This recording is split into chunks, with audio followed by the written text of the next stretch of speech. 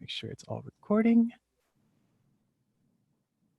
All right. Well, good evening, everyone. My name is Mika Luna, and I am the Manager of Education and Training over at the Business and Brand. Welcome to Is Your Practice TeleReady? Know the benefits, burdens, limitations, and implementation hurdles to successful telehealth adaptation. So if you're excited to learn more about telehealth and telemedicine readiness, then please type in yes into the chat box. Let's see. Ooh, yes, a couple of yeses. All right, well, then let's get started.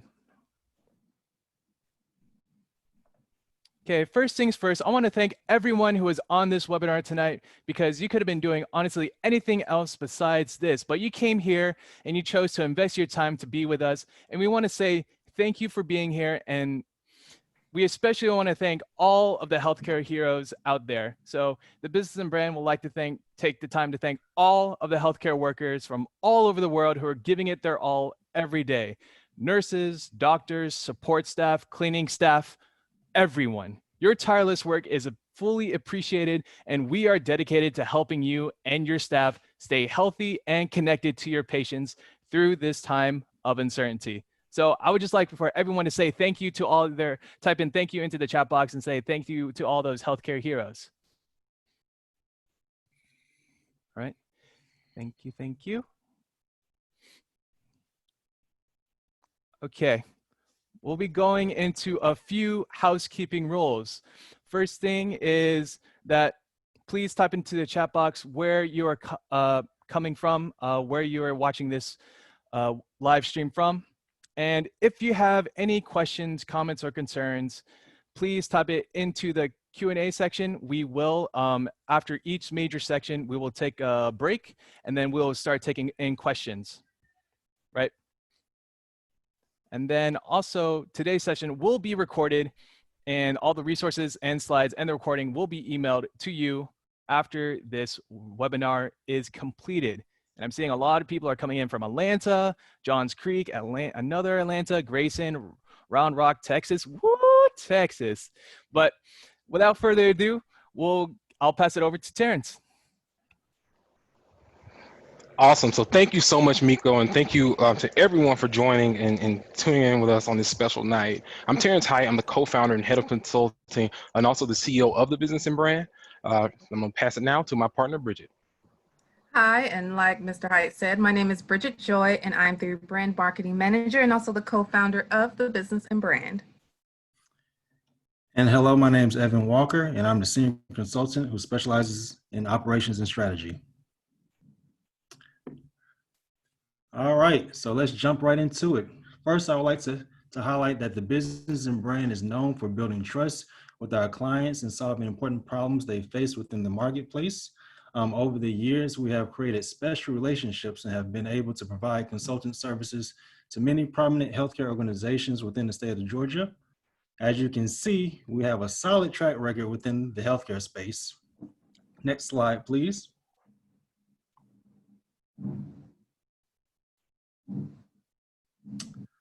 So the primary purpose of this webinar is to review and discuss the 5 most imperative steps that must be evaluated before deciding to move forward with selecting a telehealth platform. So we will touch on how to align your practice needs with core implementations, the financial and operational considerations as it pertains to quantitative insights needed for successful telehealth adaptations. From a staffing perspective, how your practice makes its staff aware of telehealth and how to use the appropriate technologies. And lastly, we'll touch on, from a patient engagement standpoint, how telehealth can significantly improve patient healthcare outcomes. And also within the presentation, we will identify how to match the needs of the type of telehealth solutions for clinicians and patients, understand why you need it and how to use it in your practice. And lastly, determine if telehealth services are appropriate for your practice. Next slide.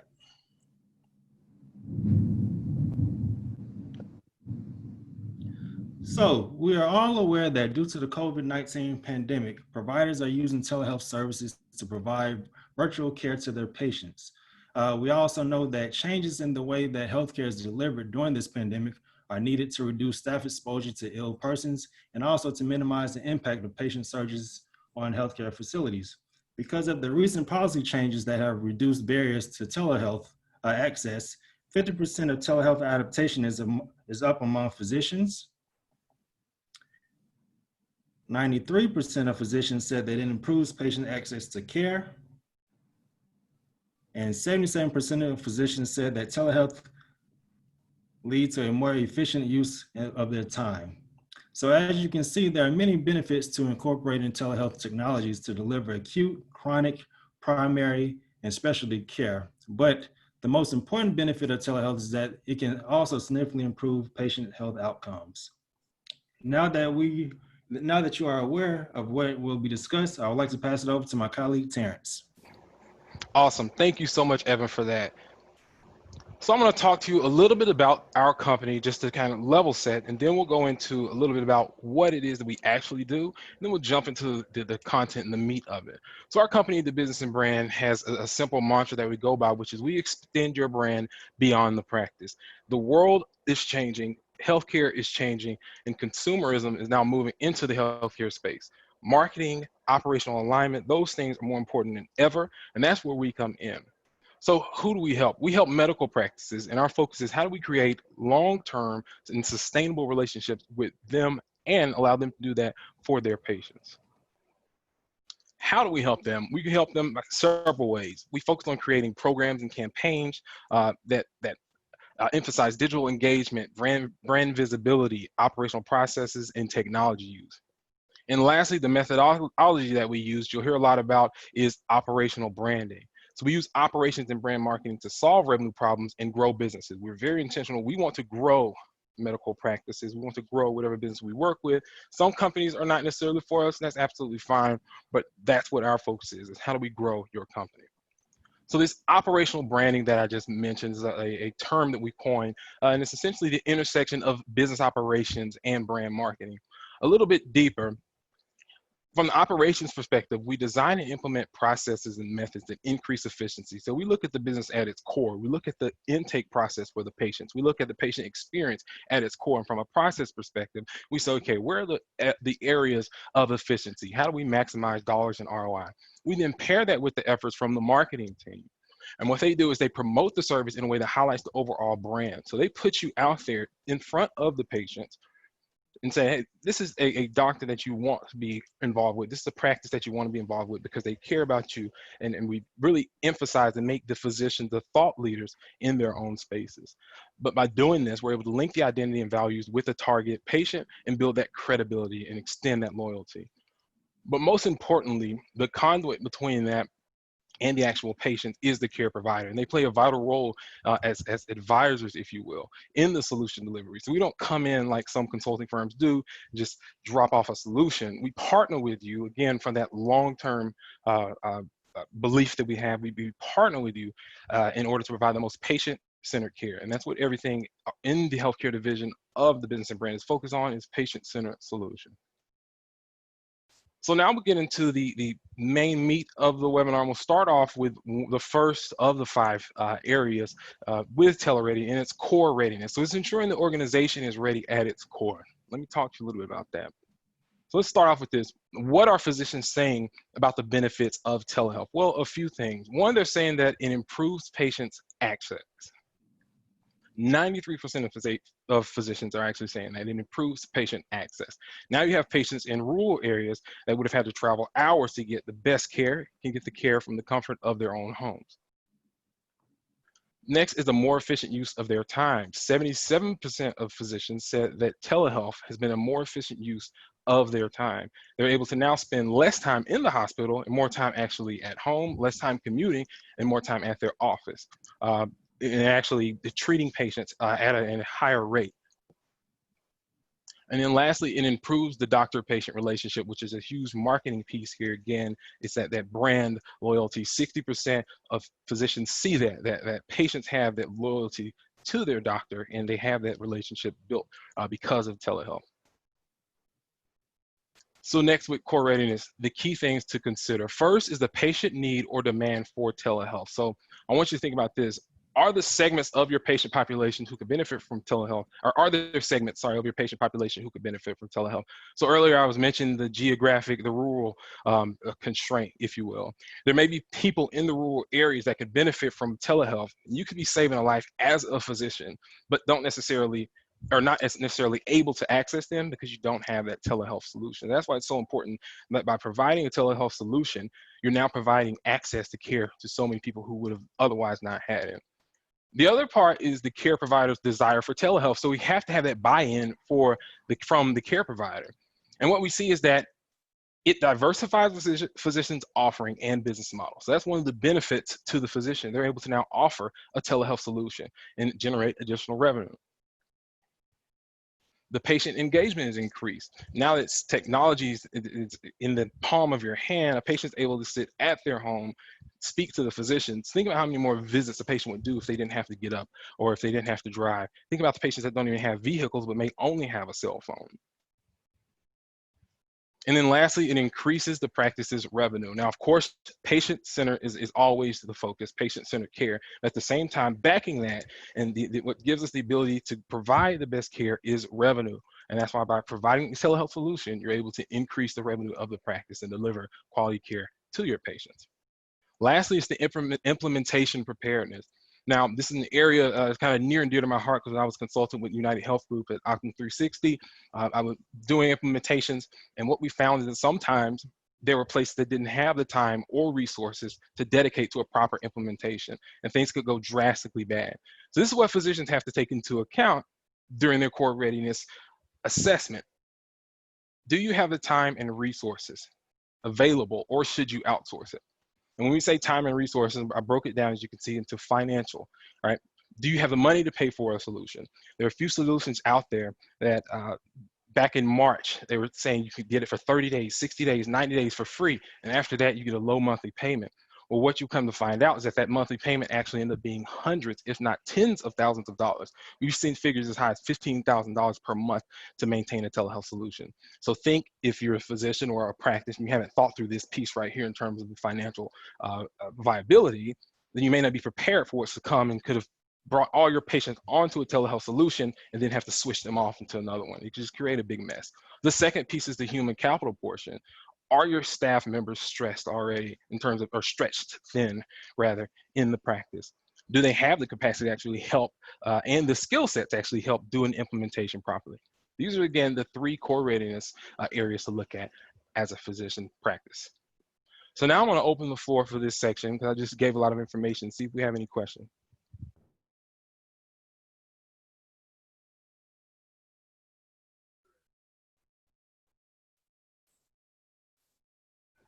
No Miko, questions. you see any, Miko? Yeah. Okay. That's it. Awesome. Sorry, I had to drink water talking so much. Okay, so now we'll move into the financial considerations. We're going to look at the qualitative insights needed to provide a successful telehealth adaptation. Again, here's another fact, right? The American Hospital Association reported that a telemedicine program saves 11% in costs for care providers. So if you think about that, that's tens of thousands of dollars up to millions of dollars per year. So from a financial consideration perspective, the first thing that needs to be looked at is implementing and sustaining a telehealth solution can cost hundreds to thousands per month. So with that example I gave previously, you're talking about, again, $700, $800, up to $15,000, $16,000 per month per provider for a telehealth solution. That's something that has to be taken into consideration. And every company out there is not a giant health system or health enterprise. The second consideration is the long-term sustainability. So what permanent clinical and operational processes or workflow changes have to be put in place? And what we mean by that is, from a clinical perspective, you're typically referring to back office. So think nurses, RN, BSN, licensed practical nurses, medical assistants, CNAs, certified nursing assistants, those individuals. How many of those individuals do you necessarily need now that you have a telehealth solution? Maybe this telehealth solution takes the place of a certified nurse assistant, CNA. so you can decrease your staff members by multiple numbers of FTEs per physician. That's something that you have to think about, because in the long term, you don't want to have staff that are non-productive, and that can happen because telehealth will increase the productivity of a practice. Same for the front office. From a check-in perspective, front office staff are impacted directly because patients can now check in from their phone.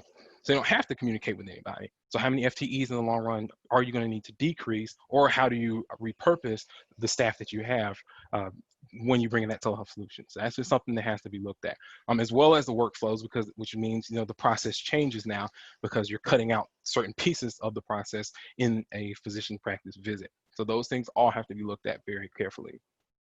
The third financial consideration is the insurance policy. So is your practice able to stay up with the changes in the reimbursement policies? We know that the veil was taken down back in March, and there was reimbursement was given for things that had never been given before, and they allowed us to do telehealth visits on Zoom and Google and all these different things. But now that a lot of these changes I'll say this, we don't necessarily know what's going to happen in terms of what's going to stay up and what's going to go down. We did see that it benefited us because it was actually successful when we did these things. It thrust us into this. So with that said, are you as a practice, do you have the capability to stay up to date with every single change from every single payer out there? And you're talking thousands of insurance companies that could change their requirements in a minute's time. And the best part is that with certain telehealth solutions, they actually do that for you. And then lastly, the additional funding. Few physicians, I guess, know this, but there's grant opportunities out there for telehealth specific funding, especially if physicians are interested in taking care of or serving an underprivileged or underserved community, so, and particularly those in the rural areas. So there may be ways you can get your telehealth software paid for. You'll have to look into those types of things. So now we'll stop there at the end of the financial considerations section and see if we have any questions. Okay, we got one question. It's asking, you mentioned that 60% of physicians said that telehealth will improve the relationship between the doctor and patient. How can this improve the relationship overseeing your doctor in person?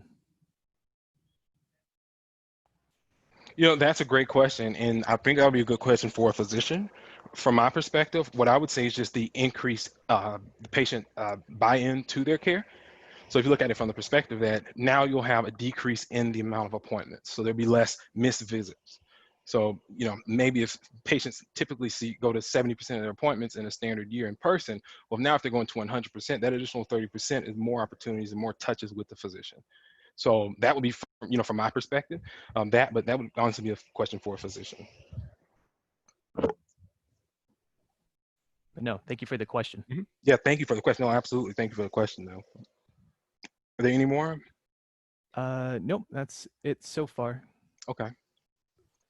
And now we'll move into the last section, which is the operational considerations, my favorite piece. So we're going to look at the workflows of your practice and see, are they ready for telehealth? And this is what you need to consider with doing that. And of course, we're going to start off with a graph, and we're going to look at the United States, right?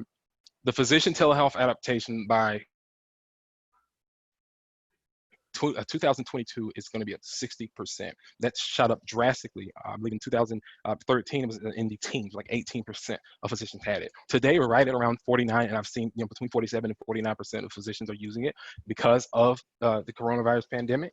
But we have talked with a lot of our strategic partners, our board of advisors, just other industry professionals and experts, and we know that telehealth and patient wearables is pretty much here to stay. So this is something that is not going anywhere. So it's like, how do you go ahead and prepare and get ahead of the curve? We all remember, or some of us may remember, this is when I first started in healthcare, like 11, 12 years ago, but back when the EHR adaptation came up and meaningful use popped up, a lot of people were not prepared for that, and it thrust healthcare forward into technology. Now this is that second thrust 10 years later, and we don't want to go through what we went through previously. So that's why, again, it's important to go ahead and get into, and if you don't already have one, get a telehealth solution, but get one that works for you, is going to make you be successful in the long run. So now we'll go into 4 points about the operational things to consider. The first is the scheduling and workflow implications. So is your practice able to safely scale and support the increased volume of patients? Basically, once patients begin to use it and become more efficient on it, once your patients are bought in and again, efficient on it and able to do visits, seamlessly without the hiccups that you have at the early stages, then you'll be able to see a higher volume of patients throughout the day. So by doing that, there's still additional resources within the practice that you'll need. There's still administrative, front office, and then clinical back office staff that you'll need. So again, are you prepared for when that telehealth adoption is successful and it grows? Second is the operational requirements. So are there any care coordination? So we're talking about with the hospital, are there any communication that needs to happen with the hospital from like a patient wearable perspective, or licensure or credentialing changes that will have to take place? Think about now with telehealth, you can market to somebody in Washington State. Are there any type of licensing or credentialing that needs to take place for you to see patients in Washington State? And we also know that during the coronavirus pandemic, what happened, all the licensed physician and I think allied health professionals, all those licensed veils, if you will, were taken down, and physicians can now practice across county lines because it was a public health emergency. So again, those are the things you have to take into consideration there. The third one is the technical infrastructure. So what technology changes and training additions will need to be considered? The first thing you have to look at is who within my office, aside from me as the physician, is going to be helping or using this telehealth software.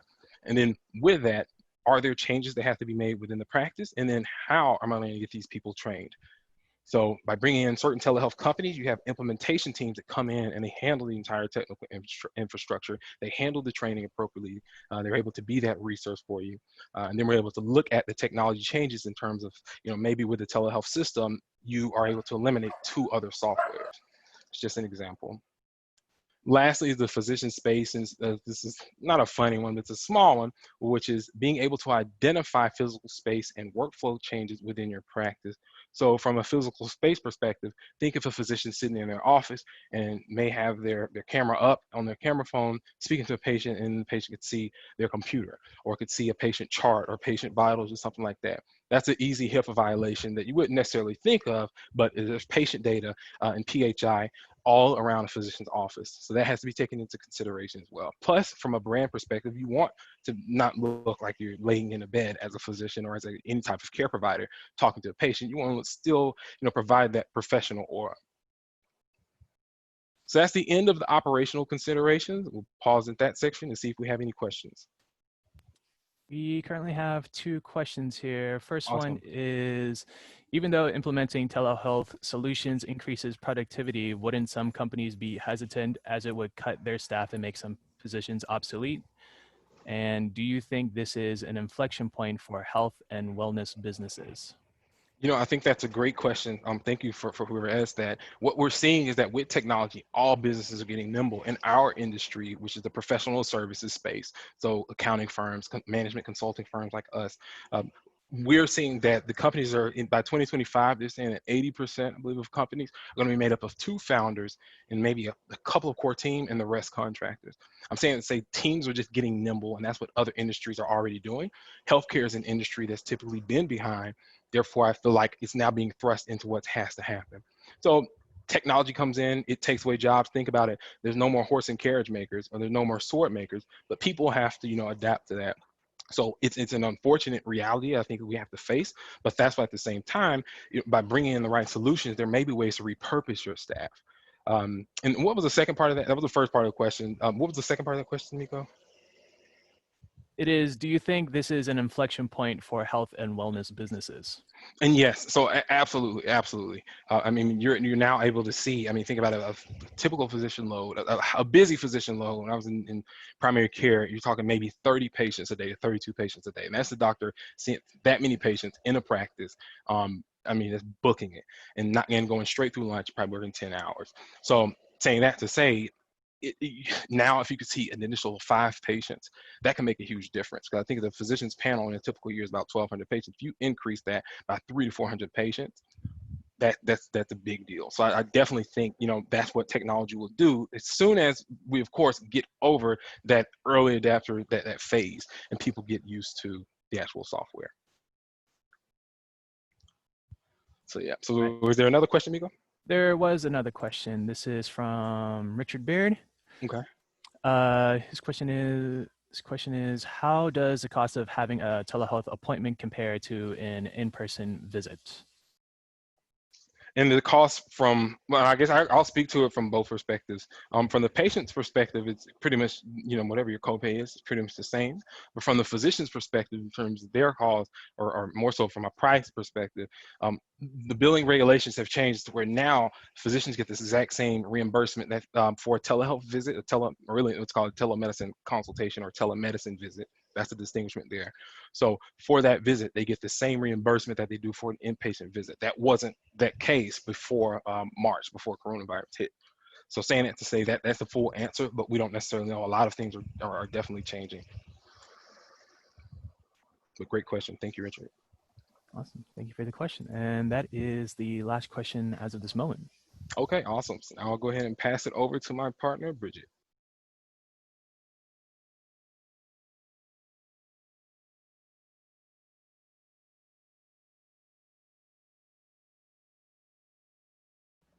Uh-oh, Bridget, are you on mute?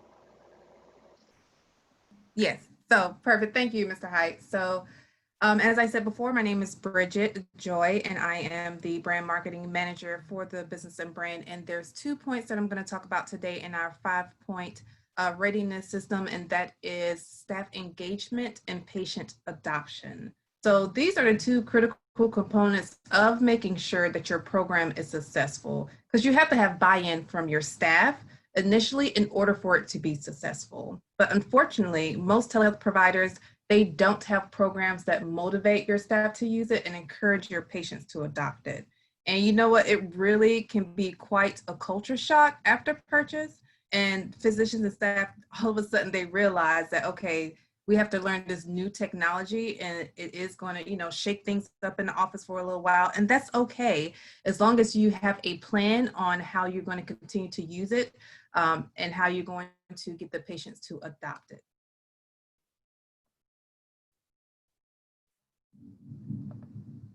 All right, so first I am going to review 5 staff engagement questions that you should know before starting your telehealth journey. The first one is education. So the main reason why the telehealth and telemedicine programs and these practices don't work is simply because people don't know how to use it. They'll do the demo with the company, but once it's launched prematurely, no one knows how to work it efficiently. So that causes many problems. It causes a backup in schedule and all kind of havoc, which is why the physicians and the staff and the patient start to blame it on the software itself when it's not really that. And we know training your staff on new technology is difficult, but what you do want to know is how you're going to evaluate whether or not everyone is on the same page when it comes to being trained about this new program. And when is the perfect time to launch? So it's not like a click here and start. Telehealth is not an instant thing for practice. And that's how it's really been marketed since COVID. Press play and start, because at first it was a initiative where patients needed to be seen still, and information about COVID was just coming out. But now, as practices are using it, they're starting to see the faults in it. And so this is what really this webinar is about, to address those things. The next one we have is provider engagement. So all of our telehealth and telemedicine solutions, they are all hand selected and vetted by our team at the Business and Brand, because we want to make sure that the provider is involved in the pre-implementation process to ensure that it's welcomed into the workday. So we all know that there's nothing worse than using a software that you absolutely hate, because honestly, you're not going to use it. And also know that the provider and staff involvement continues as long as the program is active in your practice. So after the launch date starts, the training doesn't stop. And that's the beauty of the entire telehealth and telemedicine program and implementation, is that it grows with you. And that's something that every level in your practice is going to have to be involved with in order for it to be successful. The next one we have is time is money. So there needs to be a timeline for your staff training. So again, a lot of times the telehealth and telemedicine companies come in, they train your staff that one time, but that it has to be more training. And sometimes it has to be up to the practice itself to determine when the staff training needs to be done and how many trainings will be needed. So you know your staff as a practice, they may need, you know, 1 training a week or maybe 3 trainings a week. And also not just that, what form does this training need to be in? And again, just knowing the staff in the practice, does it need to be in a webinar form? Or is it in like this? Does it need to be in a recorded video as to where they can watch it at home or on lunch break or set up a special training time? Or any other type of resource such as an email newsletter, just to communicate the training and the understanding of the staff. But it's always great to make sure that a clear roadmap of what the training will look like so you can communicate the plan to your staff and get them on board. They're gonna wanna know what it looks like from A to B to C so they can see the success of the program. And then the next one is my favorite, it's the champion. And this is also known as a power user. So if you have a larger medical team, you'll want to appoint a telehealth champion. And this is the person that usually goes through more of a rigorous training. They'll work with us at the Business and Brand, or they work with one of the telehealth providers to be the expert on the software system and the process within the clinic. Because the champion, they work in the clinic, the telehealth company does not. So bringing these two together is really a recipe for success on how it's gonna work inside of the clinic. The whole idea is to have an in-house expert that other staff members can go to when they have questions. This can be a member of your IT department or your clinical staff or even your practice manager. The next one we have is relevant staff.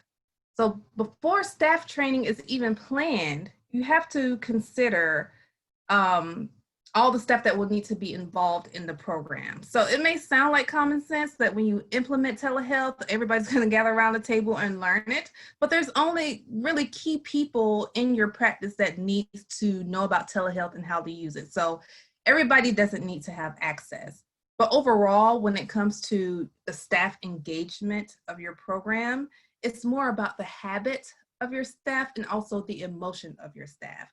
So the habit of your staff using it continuously and also the excitement that they have about it. Question.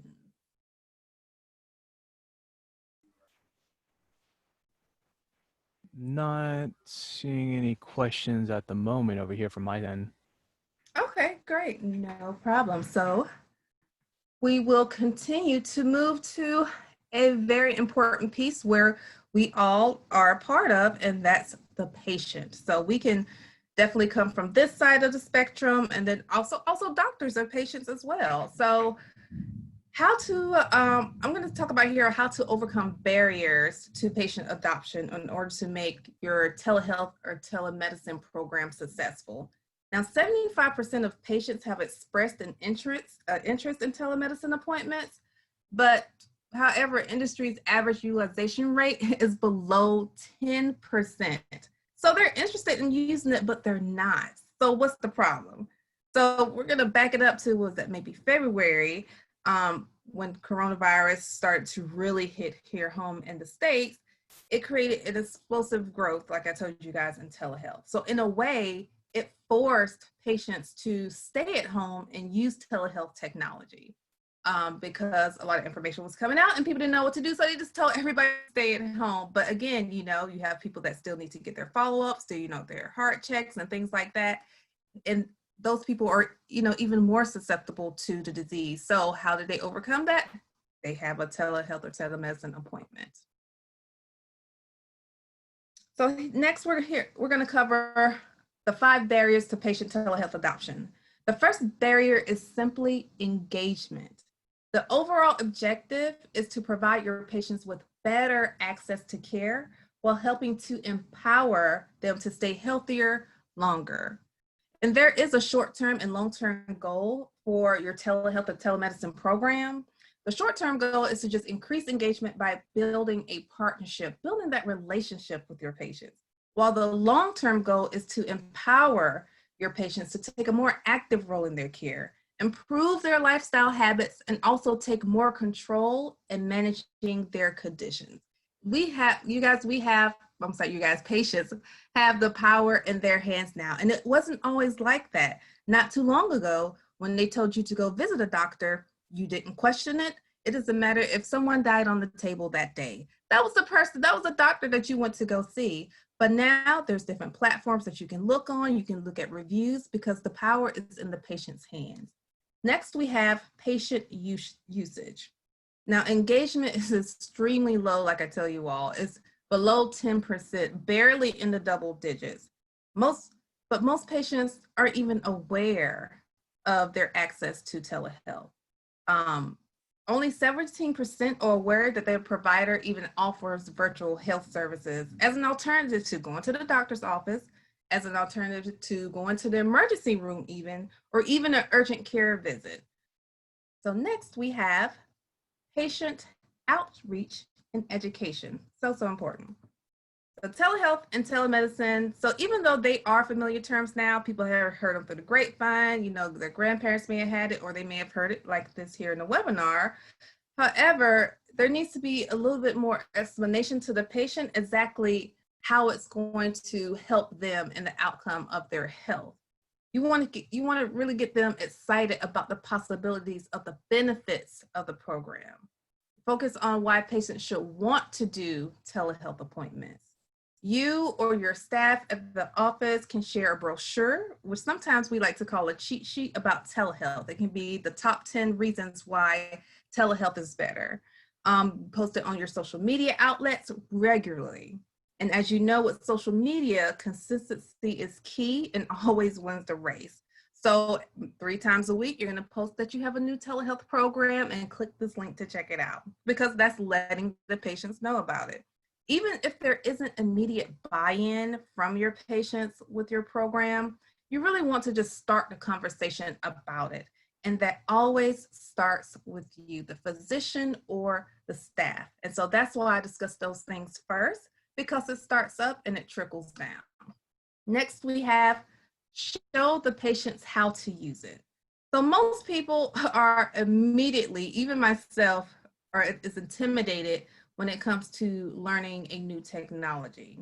But once you help people visualize the process and know what to expect, it makes it that much more, not easier per se, but just more comfortable with trying it. That's all we really want them to do, is just try it, because everybody's not going to like everything. And the same goes for telehealth. When patients can visualize how a telehealth visit will work, they're more likely to try it. Next, we have for the culture. So this probably, I probably should have put this number 1, because it's all about knowing more about who your patients are and what they're looking for in their medical practitioner. It's really important for any doctor or nurse to know, especially in a field like telemedicine. So knowing your patients allows the physician and the team to better build that relationship, like I was telling you about, and know the best way to communicate with them. And like Mr. Height said, some patients, they may not know how to use a mobile phone. Then what's the best way to communicate with them? By a telephone. Most millennials, it may not be a telephone, it may be a text messaging system that they have. But that's all knowing about your patients. So knowing, even if you address these 5 barriers for patient adoption, like I said, it starts with the physician and staff. And the patient is only going to be as excited and optimistic about your new program as you are. Any questions?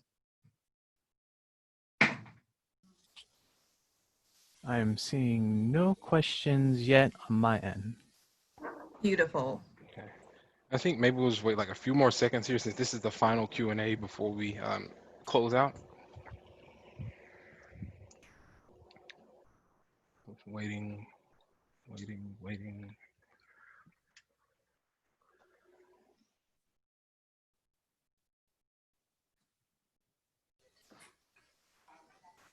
No questions yet on my end. Okay. Good deal. So we'll move forward. So what's next? We've gone through the core readiness. We've told you about ourselves. The first thing is a free consultation. So contact us for a free and easy consultation, short consultation. We'll send you the information on that and how to get in touch with us. You can always reach out beforehand, but we'll make it easy for you and send that because we have your information since you've already registered. But get that free consultation so we can talk to you about telehealth options and some of the ways that we can help you implement a solution or one of the solutions that's right for your practice. Next is the TeleReady assessment. So this is for the practices that are saying, look, we're ready to change from this software that we have, or we're ready to see, start something. We haven't done anything yet, or maybe there are additional options out there. There are certain partners that we have that can help you generate an additional $100,000 per year just for billing and wearables. So there's those types of options exist out there, and we want to have those conversations with you, but we have to come in, do things like an assessment. And then lastly, read our free TeleReady ebooks. We have a great ebook we'll be sending your way as well. That'll have implementation benefits, burdens before adopting a telehealth solution. So we'll hope that we'll hope that will be beneficial for you, and will lead you to the TeleReady assessment, or speaking to us again about how we can help you. Lastly, we want to just thank you for your time, and then we'll leave our contact information up here. Other than that, Nico, you can go ahead and close out. All right. Well, thank you so much for everyone to attending this webinar tonight. Do please expect in your email shortly the recording, the slides, as well as the link for our to book our telehealth assessment, as well as if you do check in the chat, I have put a link for the first to book a telehealth assessment with us. So just simply click the link, and yeah, but thank you so much for everyone for attending here, and we'll see you next time.